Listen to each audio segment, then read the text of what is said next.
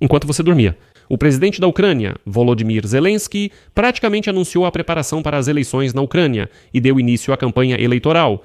E na Rada Suprema da Ucrânia até declararam que estão preparando uma base legislativa para que a realização de eleições durante o tempo de guerra se torne possível.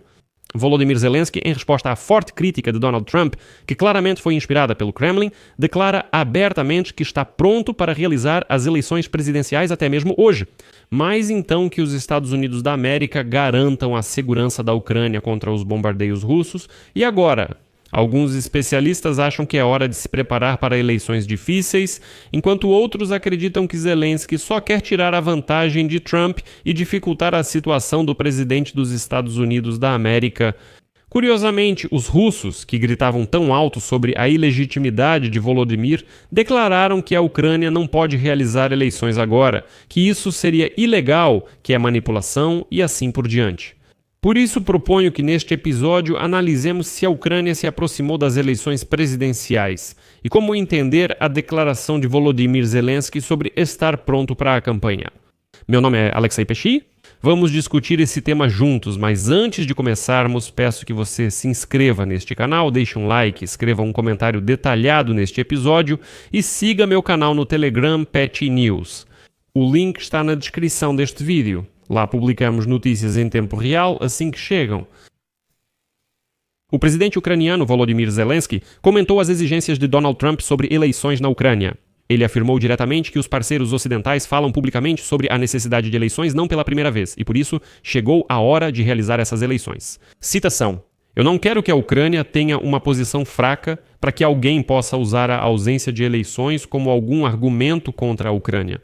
Por isso, eu reajo ao que dizem os parceiros", disse o presidente dos Estados Unidos da América, "que todos querem acabar com a guerra e que não pode ser assim que os ucranianos vão prolongar esse momento, supostamente por causa do cargo que ocupa, que ele estaria se segurando nele.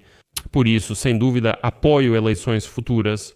Zelensky esclareceu que pediu aos deputados do povo da Ucrânia que preparassem mudanças legislativas sobre a possibilidade de realizar eleições durante a lei marcial. Para que ninguém pense que sua declaração sobre as eleições é apenas um sinal midiático. Citação: "É fundamental encerrar a guerra em posição forte. Os Estados Unidos da América enviaram um sinal à Ucrânia sobre as eleições. Reagi e estou pronto. Há 2 pontos importantes a serem trabalhados: segurança e legislação. Por isso, meu pedido aos principais parceiros da Ucrânia e aos parlamentares ucranianos é: mostrem como ambas essas questões podem ser trabalhadas." E aqui lembro que anteriormente o presidente dos Estados Unidos da América, Donald Trump, declarou que é preciso realizar eleições presidenciais na Ucrânia, porque, segundo ele, elas não acontecem há muito tempo. Posteriormente, ele repetiu sua declaração e acrescentou que a questão das eleições parece ser uma das mais discutidas entre os cidadãos da Ucrânia. E afirmou que, supostamente, Volodymyr Zelensky está se escondendo atrás da guerra justamente para não realizar as eleições. E aqui posso afirmar com confiança que a declaração de Volodymyr Zelensky sobre as eleições não teria surgido se não fosse a declaração de Donald Trump, e nesse sentido a reação de Zelensky foi rápida e extremamente objetiva. Querem eleições? Sem problemas, ou melhor dizendo, na verdade existem 2 problemas, a guerra e a legislação. E então Volodymyr Zelensky se dirigiu diretamente a Donald Trump. As eleições são necessárias, mas a guerra não foi embora. Todos os dias, centenas de drones russos e dezenas de mísseis atingem cidades e vilarejos ucranianos. E na própria Kiev, vamos ser sinceros, há dias em que os moradores ficam até 10 horas seguidas sem eletricidade. Os ataques não atingem apenas alvos militares e a infraestrutura energética, mas também prédios residenciais, escolas, hospitais, lojas e assim por diante. E vamos ser sinceros, independentemente da sua opinião sobre Zelensky, mas este não é o melhor momento para iniciar campanhas eleitorais, comícios e organizar votações. E aqui tem mais um ponto importante. Os endereços, repito, os endereços de todas as sessões eleitorais estarão disponíveis publicamente. E se, por exemplo, a Rússia quisesse por algum motivo impedir a manifestação da vontade dos ucranianos, ela poderia simplesmente atacar esses coordenadores, esses endereços, e depois classificá-los como alvos militares. Bem, a Rússia sempre faz assim. Primeiro, um míssil russo atinge uma escola, um hospital ou uma loja. Poucas horas depois, o Kremlin informou que havia um quartel-general militar e mercenários no local, entre outros detalhes. Essa é toda a estratégia simples deles. O segundo problema é organizacional. A legislação eleitoral em vigor na Ucrânia não responde a perguntas, por exemplo, sobre como organizar a votação para vários milhões de refugiados da guerra. Já está claro que as sessões eleitorais nos prédios das embaixadas e consulados não conseguirão receber nem mesmo uma pequena parte das pessoas que estão fora da Ucrânia e quiserem votar. Como organizar eleições em países ocidentais para ucranianos? Mas ainda mais importante é outra questão. Como votarão as centenas de milhares de combatentes das Forças Armadas da Ucrânia na linha de frente? E como os militares na linha de frente votarão?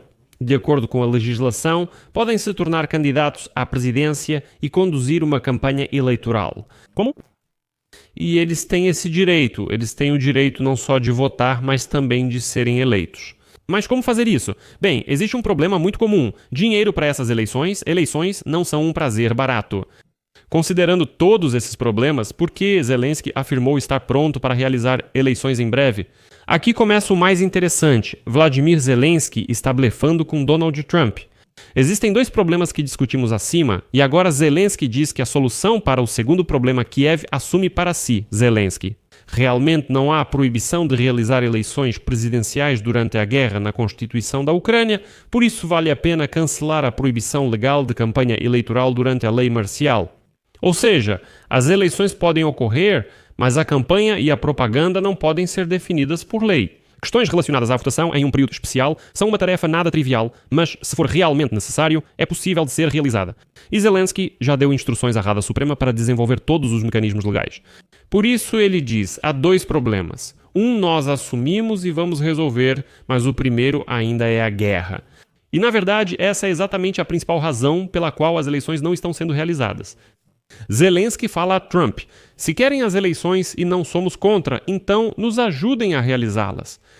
Façam com que os participantes dessas eleições possam organizar comícios de campanha, que os militares possam voltar da linha de frente, se candidatar e fazer campanha se quiserem, para que as pessoas não tenham medo de ir às urnas, para que os membros das comissões eleitorais possam contar os votos sem temer que o processo de apuração seja interrompido por um ataque de Shahed ou calibre, que no geral será um ambiente seguro.